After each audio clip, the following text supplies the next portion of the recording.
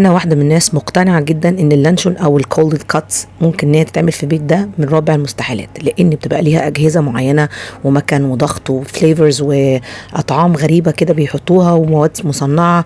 مستحيل مستحيل ان احنا نعرف نعملها في البيت او حتى نقرب من طعمها.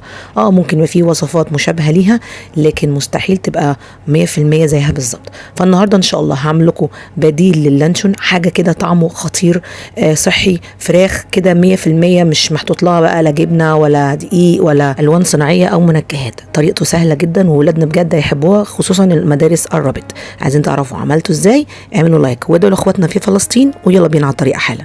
بسم الله. هنبدأ. أول حاجة هنعمل محلول النقع اللي أنا هنقع فيه الفراخ. هجيب بصلاية كده تكون وسط وهفرمها كويس قوي في البلندر، واحط عليها حوالي ربع كوباية من المية، واحط عليها معلقة صغيرة من الملح. أنا عايزة المية بتاعت البصل مش البصل نفسه، تمام. وده الصدر بتاع الفرخة عادي، يعني بجيبه من عند الراجل بتاع الفراخ، بس ما بخلوش هو يقطعه لي، أنا بقطعه بالمنظر ده. خلاص، صدر كامل. اوكي. وبعدين هجيب البصل اللي انا سبته شويه في الملح والميه، وابتدي ان انا اصفيه زي ما قلت لكم. انا عايزه الميه بتاعه البصل، مش عايزه البصل نفسه، بالشكل ده. وبعدين هبتدي ان انا اصفيه كويس قوي. الوصفه دي حلوه جدا، بعملها دايما لاولادي. ما بجيبش اللانشون خالص من بره ولا الحاجات اللي مجهوله المصدر دي. الافضل نعملها في البيت، والطعم يا جماعه خيال، تحفه. دي الميه بتاعت البصل زي ما احنا شايفين. ابتدي بقى ان انا اتبلها، احط عليها الكثير والكثير من البابريكا المدخنه يفضل. لو مفيش مدخنه هعرفكم تعملوا ايه، استخدموها عادي، وهقول لكم تدخنوا الطعم ازاي في الاخر.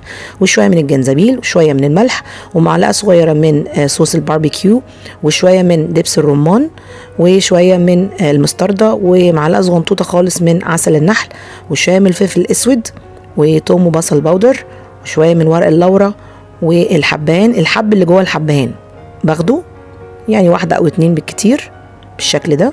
وابتدي اقلب. ده المحلول النقع اللي هنقع فيه الدجاج، يعني يفضل ليلة كاملة او على الاقل 4 ساعات بالشكل ده.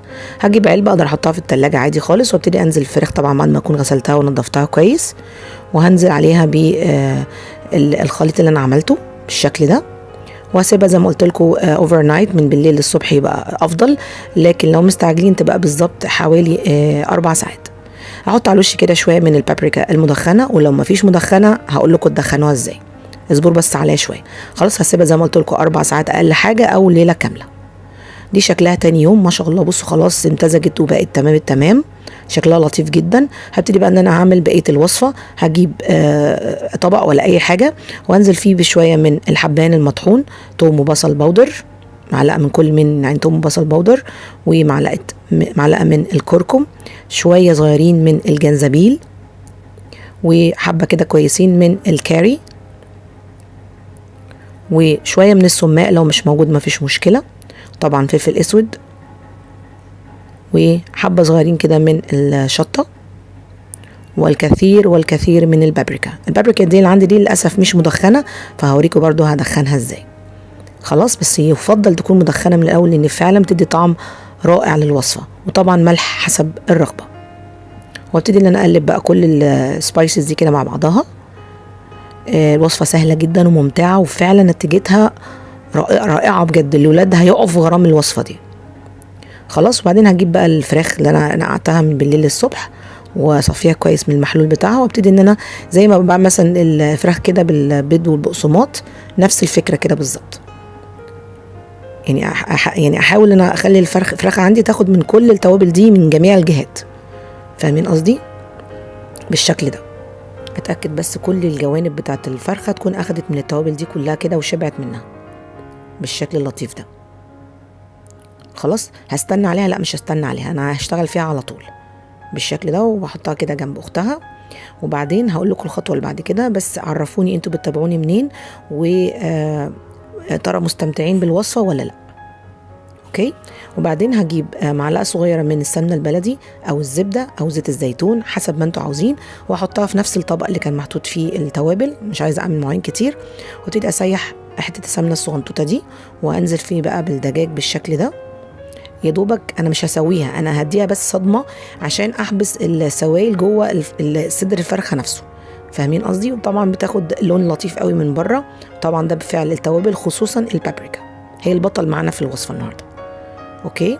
هقلبها كده من وقت للتاني يا دوبك تتشوح كده او تاخد ايه لون كده من بره لطيف، لكن انا مش بسويها. فاهمين قصدي؟ بالظبط. يعني حوالي دقيقتين 3 بالكتير على النار.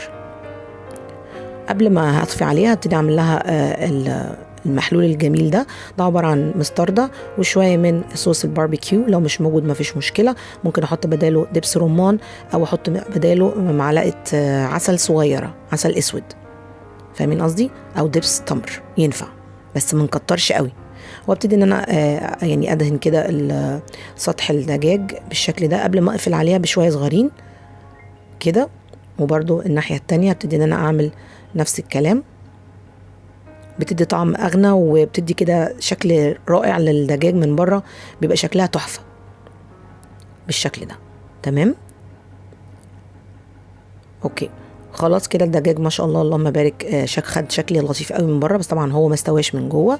فانا هعمل ايه دلوقتي؟ هبتدي ان انا اسويها. هعمل ايه؟ هجيب صينيه احط فيها الميه بتاعه البصل اللي انا عملتها، وبعدين احط عليها شبكه واحطها في الفرن لمده ساعه، او اعملها في الاير فراير اللي هي القلايه الهوائيه. ينفع خالص ما فيش مشكله.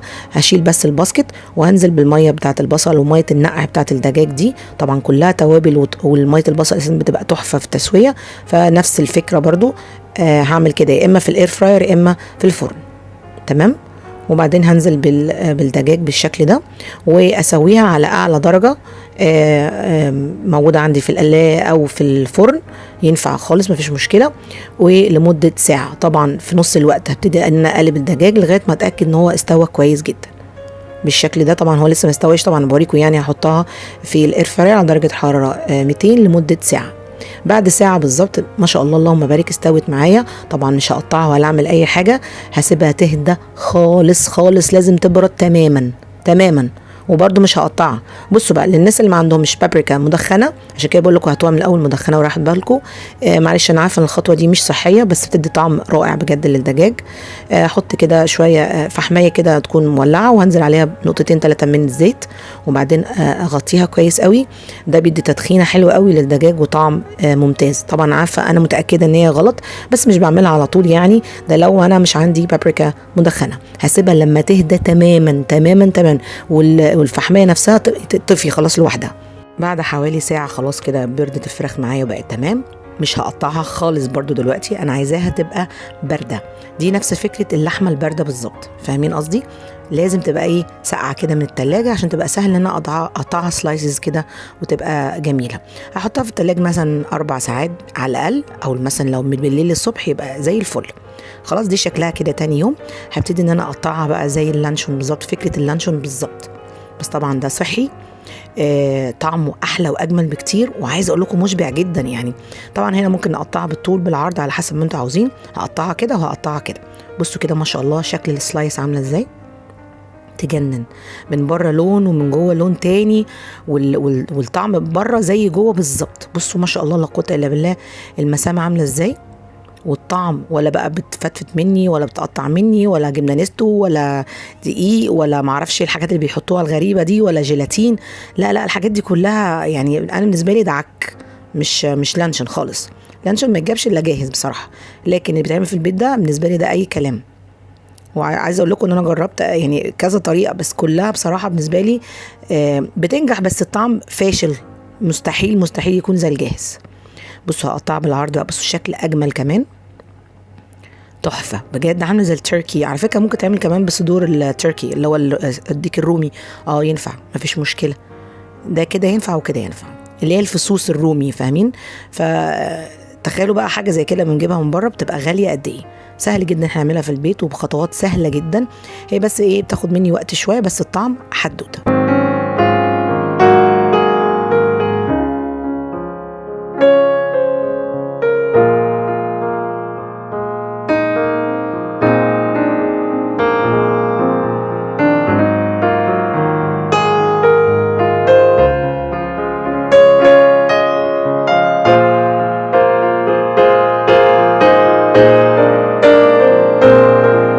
شكلها بصراحة رائع. أنا عندي بقى الخبز ده اللي عملته معاكم قبل كده، اللي هو ببذور الكتان.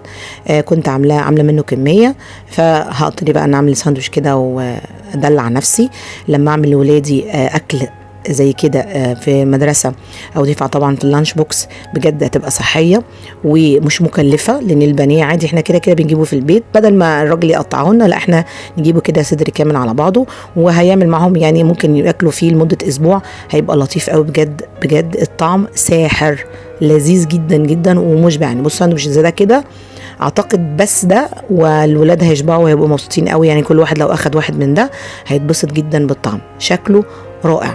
طعم طبعا الشوي باين قوي في الفراخ نفسها، وزي ما قلت لكم ان هو صحي مفيش منه اي اضرار ان شاء الله. بصوا قمر بجد بجد. يعني اتمنى ان تعملوا الوصفه دي وتطبقوها وتنسوا خالص موضوع اللانشون اللي هو بيتعمل والفرم والجيلاتين والجبنه النستو والدقيق ونحط على النار ولف فويل والحاجات العجيبه اللي بيعملوها دي. لا لا لا لا، دي لذيذه قوي الطريقه دي بجد، ولادكم هيطلبوها منكم على طول لانها سهله ولذيذه والطعم رائع. بصوا كده ما شاء الله المسام بتاعت الدجاج باينه ازاي، وكمان هوريكم ان هو قد ايه مرن، يعني مش بتقطع مني ولا بتفرفت ولا اي حاجه. بصوا حلو جدا جدا جدا. يا رب يا رب تكون حلقه النهارده تكون عجبتكم. تنسونيش بقى باللايك والشير والسبسكرايب، وعايزه اطلب منكم طلب يا جماعه، تدعوا لي بصلاح الحال لاني انا بمر بظروف سيئه جدا من دول، ورغم كده بعمل لكم الفيديوهات اللي تمتعكم وتبسطكم كلكم ان شاء الله. بحبكم جدا واشوفكم المره الجايه على خير. ما تنسوش كمان تدعوا لاخواتنا في فلسطين ربنا ينصرهم ان شاء الله. ما تنسوش اللايك والشير والسبسكرايب والفيسبوك والانستجرام والتيك توك، وبحبكم جدا. سلام.